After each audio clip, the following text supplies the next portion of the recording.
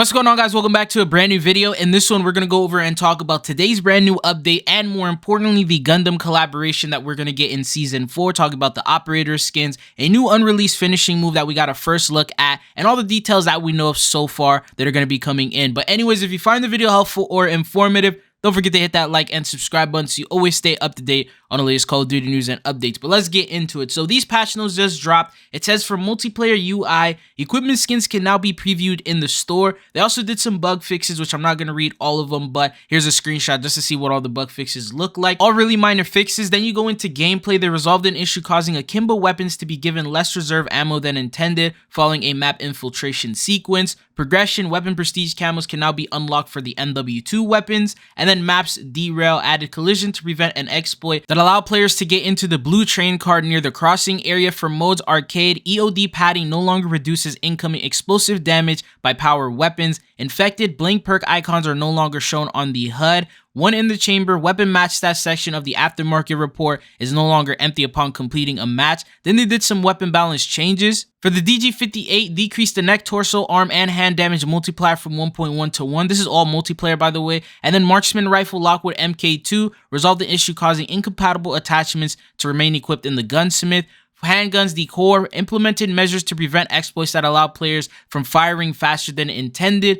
Attachments adjusted pros and cons for multiple optic attachments to reflect their true stats. The Choreo Enforcer Optic, Dragon's Eye Optic, and the KR Marauder. Then for the perks, high grain antenna gear addressed an issue causing equipment detected by allies with signal jammer not to appear indicated on the compass. Then the equipment scatter mine in hardcore mode. Players equipped with EOD padding are no longer immune to stun effects. For the field upgrade, enhanced vision goggles, players will no longer be forced to unequip upon a dead battery. Instead, vision is blurred until the goggle is manually removed. And then the Warzone patch notes, very small. The Lockwood MK2 resolved the issue causing incompatible attachments to remain equipped in the gunsmith. The Core 45 implemented measures to prevent exploits that allow players from firing faster than intended. Attachments, they did the pros and cons things for those same optics, the Choreo, the Dragon's Eye, and the KR Marauder. And then they did two bug fixes. Fixed an issue preventing the Call of Duty Endowment Challenge to track 20 operator using Snapshot. I saw the comments, apparently it is now properly working, so if you have not started that challenge, you can now do it. And then they fixed an issue allowing players to enter a vehicle while using the biometric scanner. Now for the main topic for today's video, we're going to talk about a big Season 4 crossover that's going to happen. I remember I already talked about a different one, which was going to be with Fallout. It looks like there's going to be yet another crossover, and that one is going to be with Gundam. It is expected to either be the main biggest event or the second biggest one following Fallout. Also, disclaimer, I don't know that much about Gundam, so if I get anything wrong, please correct me down in the comments. But from my understanding, it's a Japanese anime where in the show itself, it's set in the year 0079.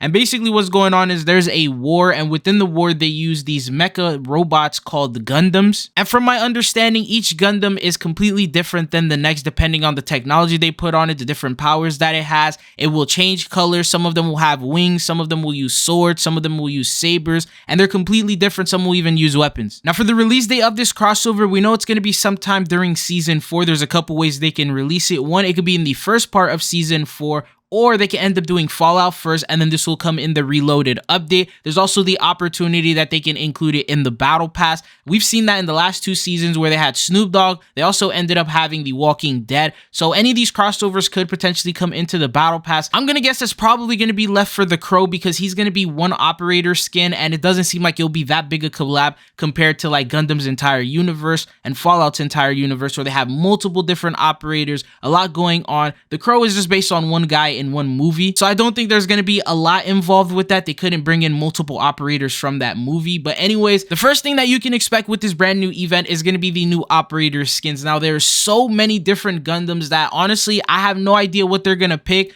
other than the main character itself, which I'm almost guaranteeing that's going to be the main and first one that they are going to be bringing in, which is called RX-78, if I am not wrong. And this is what he will look like. It's not as crazy as some of the other ones where they have wings and they have all these. This one's like a basic version of some of the other Gundams that I've seen so far. But because it's the main character, you could probably expect this one to be one of the first ones that will be available. In terms of other ones, I have no idea what it could be. I tried to search up other main characters, but there's so many of them that they can literally pick whatever they want. Maybe it could end up being like Warhammer, where they brought in so many different operators skins because that universe is so massive. They could probably end up doing the same thing here, add in like 3 to 4 different operator bundles, and then maybe even include in like a bonus thing, sort of with like Godzilla. If you get all 3 bundles, you're able to get yourself that weapon blueprint. They could probably do something very similar here because there is a weapon blueprint that's going to be coming in with this collaboration that I'm going to talk about a little bit later in the video. Now for the size of them, I'm going to use this new operator skin or this unreleased operator skin as an example. This is the Turbulence bundle that's set to arrive sometime during the Reloaded update. It matches like that whole theme where it's a little bit futuristic. It has that robotic style to it. I think that they're going to look like this in terms of the sizing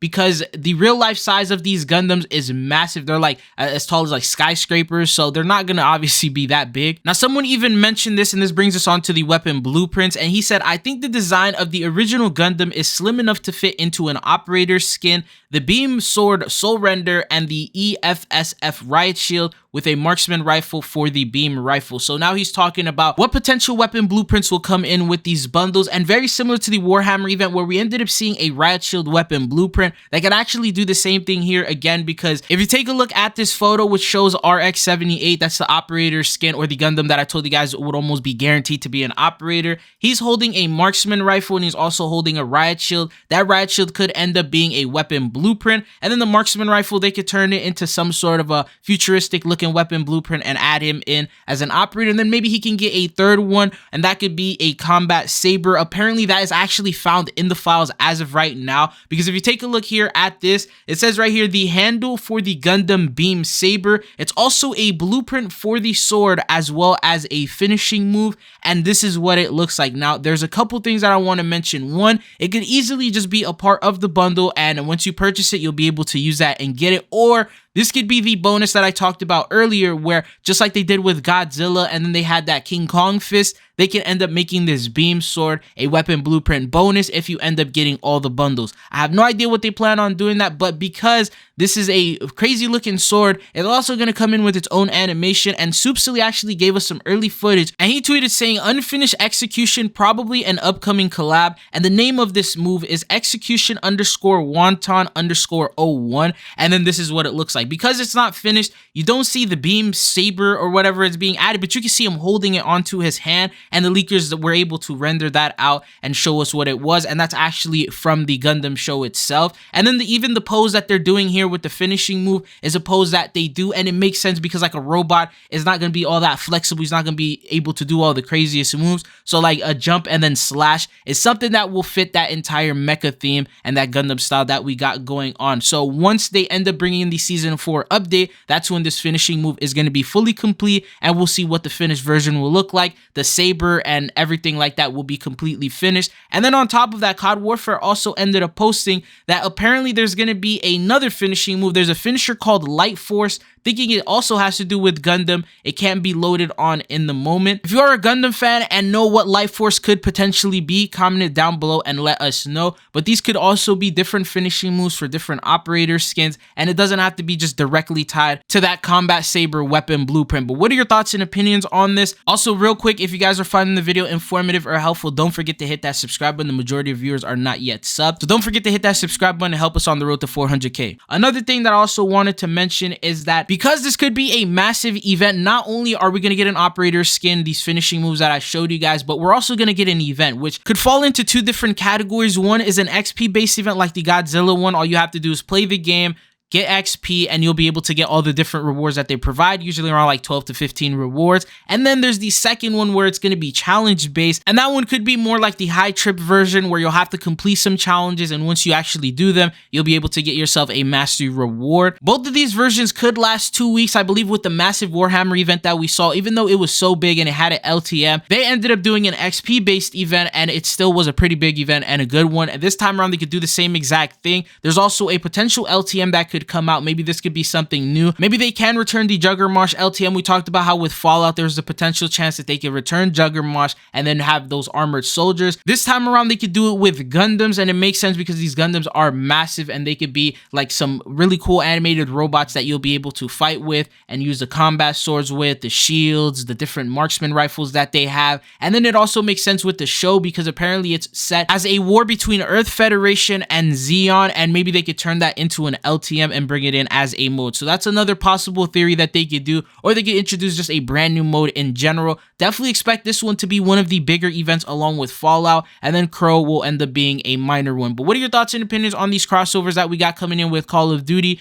Do you think that these are some good picks? Completely random. I don't think Gundam is doing anything as of right now for them to end up doing this collab. I know Fallout, they had that recent show on Amazon. The Crow, that movie is going to be, there's a new version of it coming out very soon. But with Gundam, I don't think there's really anything going on. Probably just a collab that Call of Duty really wanted to do with them. But what are your thoughts and opinions on this? Are you guys excited based on the information that you saw? What are you looking forward to the most? If you are a Gundam fan, which Gundam would you pick if you can pick any in the entire show to come in? Which one would you want to see as an operator skin? But the next video is probably going to go over all the upcoming operator skins and what to expect with that season 4 update. So don't forget to hit that like and don't forget to subscribe so you always stay up to date on the latest Call of Duty news and updates. But it's been your boy Tridzo, and hopefully I'll be seeing you guys back on the channel again. Peace.